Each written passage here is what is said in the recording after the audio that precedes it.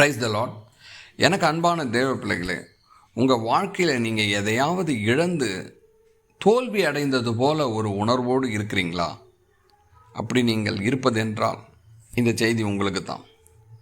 நீங்கள் இழந்ததை நினைத்தே வருத்தத்தில் வேதனையில் இருக்க வேண்டாம்.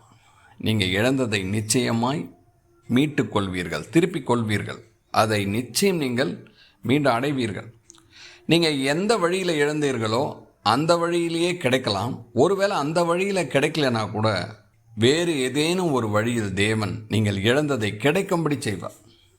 நிச்சயமாகவே கிடைக்கும்படி செய்வார். உங்களுடைய நம்பிக்கையில் நீங்கள் குறைவுபட்டு போயிடாதீங்க. மன உறுதியோடு இருங்க. தேவன் மீது விசுவாசமாக இருங்க. நீங்கள் இழந்ததை நிச்சயம் மீட்டுக்கொள்வீர்கள். எப்படி கடிகாரம் முள்ளானது 12லிருந்து 6 நோக்கி வர ஒரு காலம் பிடிக்கிறதோ, அதே போல் மீண்டுமாய் அது 6லிருந்து 12க்கு திரும்புவதற்கு ஒரு காலம் பிடிக்கும். நீங்கள் ஒரு காரியத்தை இழந்ததற்கு ஒரு காலம் உண்டானது என்றால் அதை நீங்கள் மீண்டும் அடைவதற்கு ஒரு காலம் பிடிக்கும். அதுவரை நீங்கள் பொறுமையோடு கூட காத்திருக்கணும். உங்களுடைய நம்பிக்கையில் நீங்கள் தளர்ந்து போகக்கூடாது. உங்களுடைய விசுவாசத்தில் நீங்கள் குறைந்து போகக்கூடாது. நிச்சயமாகவே நீங்கள் இழந்ததை பெறுவதற்கான காலமும் நேரமும் உங்களுக்கு அமையும். அதுவரை நீங்கள் பொறுமையோடு கூட இருங்க. நான் இதை வெறுமனே உங்களை ஊக்குவிக்கிறதுக்கான வார்த்தையாக சொல்லலை. மெய்யாகவே இது நடக்கும், நிறைவேறும் என்பதை வேத சத்தியத்தோடு கூட ஒப்பிட்டு உங்களுக்கு சொல்கிறேன்.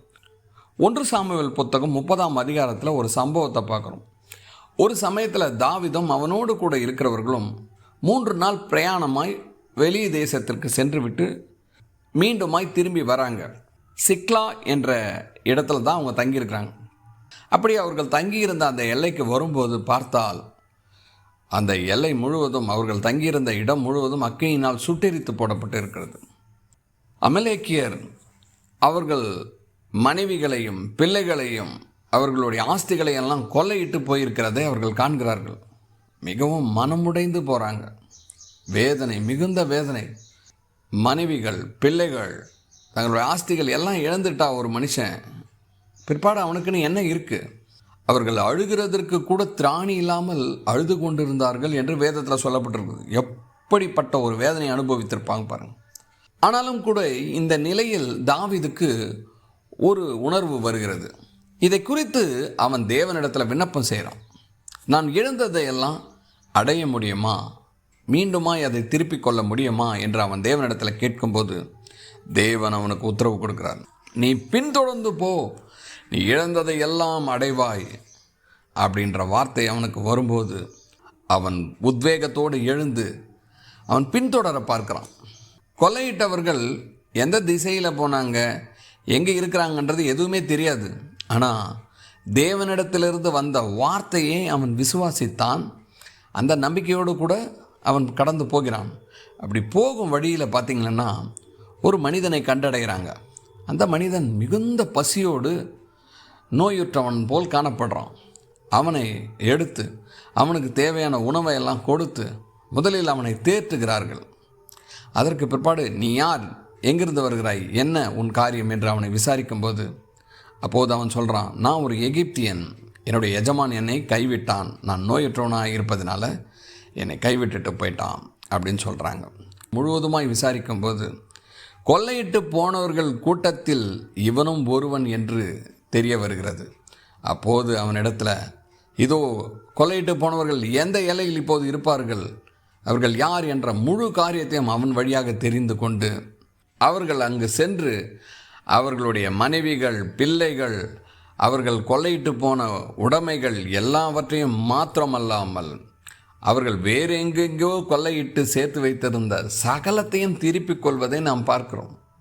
அவர்கள் நினைத்ததை விட கூடுதலாகவே அவர்களுக்கு கிடைக்கிறதை பார்க்கிறோம். இது எப்படி நிகழ்ந்தது என்றால், தாவீது தேவன் மீது கொண்ட விசுவாசத்தினால தான் நிகழ்ந்தது. அவன் தேவனிடத்தில் கேட்டு மறு உத்தரவு பெற்று உறுதியாய் சென்றதுனால தான் இதை அடைய முடிஞ்சது. ஒருவேளை தாவீதும் அழுதுட்டு வருத்தத்தோடு வேதனையோடு இருந்திருந்தால் நிச்சயமாக இதை அடைந்திருக்க முடியாது. அப்போது நீங்கள் உங்கள் நம்பிக்கை இழந்து விடக்கூடாது. உறுதியாக இருக்கணும்.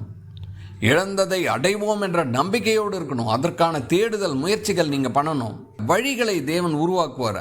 எப்படி ஒரு மனிதனை அவர்களே தள்ளிவிட்டு போகும்படி இருந்தது பாருங்கள். அந்த கொள்ளையிட்டு போனவர்கள் அந்த ஒரு மனிதனை வேண்டாம் என்று புறக்கணித்து போனார்கள். அவன்தான் தாவீதுக்கு உறுதுணையாக இருந்து எல்லாவற்றையும் அடைவதற்கான வழியை உண்டாக்கினான். அதுபோல் தேவன் உங்களுக்கு வழியை உருவாக்குவார். ஆனால் நீங்கள் நம்பிக்கை இழந்து விடக்கூடாது. தேவன் பேரில் கொண்ட விசுவாசத்தில் குறைந்து போய்விடக்கூடாது. உறுதியாக இருங்க.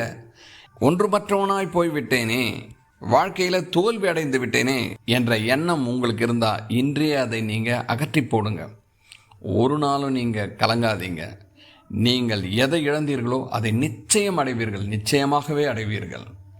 நீங்கள் எங்கே இழந்தீர்களோ அங்கே உங்களுக்கு கிடைக்கும். ஒருவேளை அங்கு இல்லை என்றாலும் கூட வேறு வழியில் இரட்டிப்பாய் தேவன் உங்களுக்கு அதை கிடைக்கும்படி செய்வார்.